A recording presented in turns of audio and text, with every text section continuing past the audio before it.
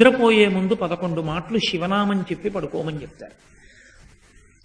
తెల్లవారి నిద్ర లేచేటప్పుడు మీరు పరమశివ భక్తులైనా సరే, మీ కులదేవత పార్వతీ పరమేశ్వరులైనా సరే, శివ అంటూ లేవడాన్ని శాస్త్రం అంగీకరించదు. శాస్త్రమే. శివుడు కేశవుడు రెండని నేను అంటలేదు, కానీ దేని స్థితి దాందే అంతే. నిద్ర లేచినప్పుడు మొట్టమొదట నోటి వెంట పైకి రావలసినటువంటి మాట ఏదో శాస్త్రమే నిర్ణయం చేసింది.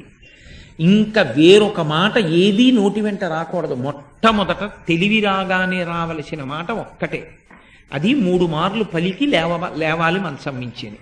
శ్రీహరి శ్రీహరి శ్రీహరి అన్నారు.